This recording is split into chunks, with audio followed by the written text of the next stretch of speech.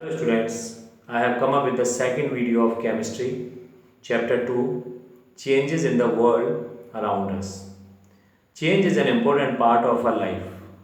Many changes take place in nature, for example, the change of weather, change of day and night, melting of ice, freezing of water, growth of plants and animals, and the change of a child into an adult, burning of fuel, etc.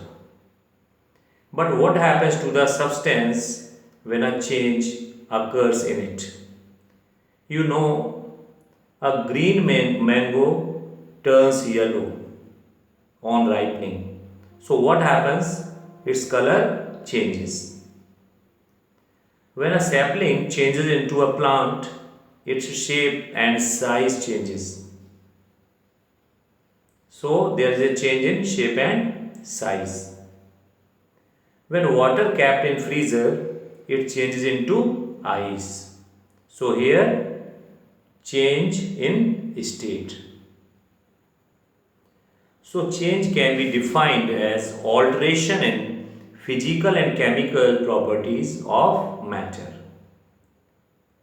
which give a new shape and properties to it. I'll make it clear here what is physical property. Physical property involves change in shape, size, color, and state. And chemical property, change in composition. So, change can involve alteration in shape, size, color, state, and composition. Now, with the help of different activities, I shall show you different types of changes. Now, have a look. You see, I have burnt a matchstick and it happened in a very short time. So, the changes which occur in a short duration of time are called fast changes. Some more examples: burning of paper, bursting of cracker, bursting of an inflated balloon, lighting of an electric bulb. You see, if I drop this iron nail into this water, it takes time to get rust. So the changes that take longer time to complete are called slow changes. Some other examples are young man growing old, germination of seeds, formation of fossil fuels, freezing of water, tooth decay, and formation of curd from milk. Now you see this picture here, a child changes into an adult by nature only. So the change which take place by nature is known as natural change. Now some other examples are change of seasons, change of day and night, growth in plants and animals, flowering of plants, landslide and earthquakes, etc. Now you see, I am making an aeroplane.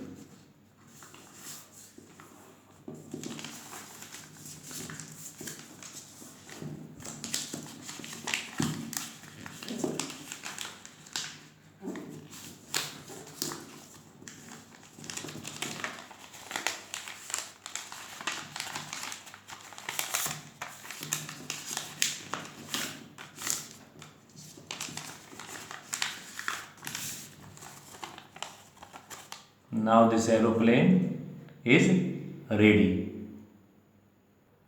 So who has made this aeroplane? I have made it. It is not made by nature. So the changes that take place due to activities of man are called man-made changes. Examples: burning of fuels, making of chapatis, formation of curd, etc. You see this picture, We all eat chapatis. Chapatis are good for us. So, the changes that are useful to mankind are called desirable changes, like ripening of fruits, drying of clothes, cooking of food, milk turning into curd. You can see a glass in my hand. I do not want it to be broken. If it breaks, then it will be undesirable change. So, the changes which are harmful to us are called undesirable changes. Some examples: floods, epidemic, spoiling of food stuff, etc. You see, I am inflating this balloon. I have blown air into it. As I release the air, it comes back to its original shape. So, when a substance can be reversed by changing the condition, it is said to be reversible change.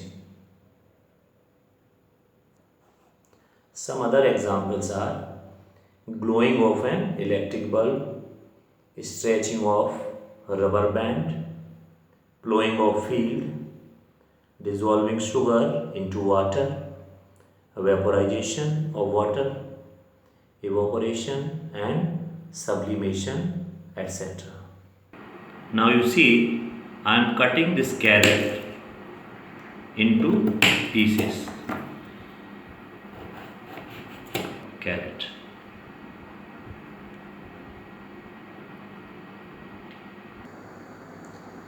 Now, is it possible to get the carrot back as it was before?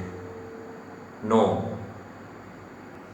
So, a change is irreversible if the substance cannot be brought back to its original state.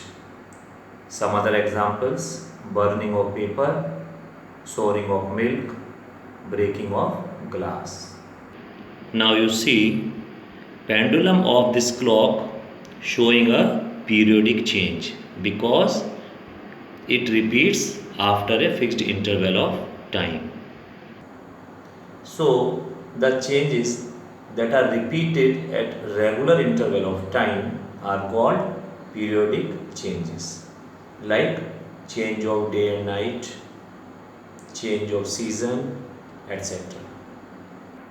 In our day-to-day life, we get fever, sneeze, headache, etc.